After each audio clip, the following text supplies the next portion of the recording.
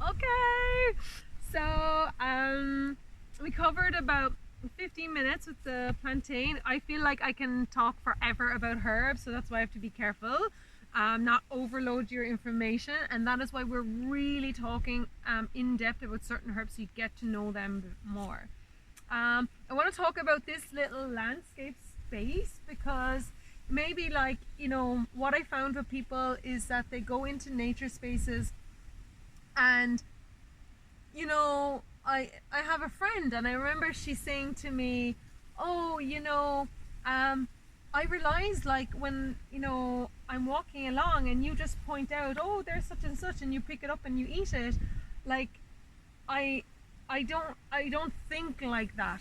Most people don't think that you can access your food from the ground or your medicine, and so this is really something just to start changing your brain format to just go and receive the medicine. um, so the land is calling to you all the time, and what I want to do is just like this little space, right? Because a lot of people are like, oh, I don't have access or whatever, and it's like, wow, you'd be so surprised what you can access in a small space. So we have these really beautiful willow trees here. I know these willow trees since they were really small. Like, since actually I know these since they were literally not even growing. So it's super cool to see how they've grown here.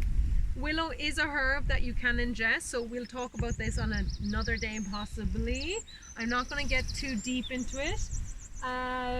We have underneath it in the landscape, it's nice to notice where they're growing. We have all the briars coming up. Again, we're going to get into them on another day. But just beautiful how they, like, this is just a natural habitat after nourishing itself here. So what else do we have here? We have more willows. I think we have a hazel at the back here. It's actually quite hard to see right now. We have obviously the coniferous trees in the back.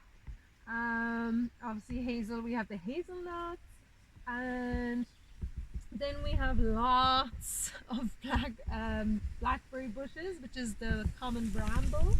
We have, if you can see over there, some of the yellow patch. We have a gorse bush. We're going to talk about that medicine at some point.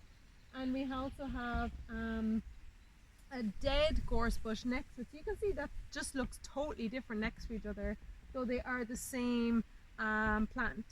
And then we have here, we have dock leaves, again, another medicine. We have loads of plantain, so it's everywhere. Again, this is this skinny leaf one. The broad leaf is the more bubbly one. I will hopefully find one that it isn't here. We have another plant called sorrel. Just, no, this is not sorrel, sorry. Oh, wait. This is definitely sorrel. It's just grown up. I haven't seen him grown up this year. Woo! We'll talk about him on another day. And we have what else do we have? We have the duck leaf. We have buttercups. Not an ingesting medicine, but it is a medicine in its way. We have another one here, silverweed. So we have like a whole jam-packed area. I think I've named every single plant that is here right now. And if you only could access this medicine, sorry, this is what happens. This is why I'm not picking them, because I'll eat and talk, and that's not gonna be cool.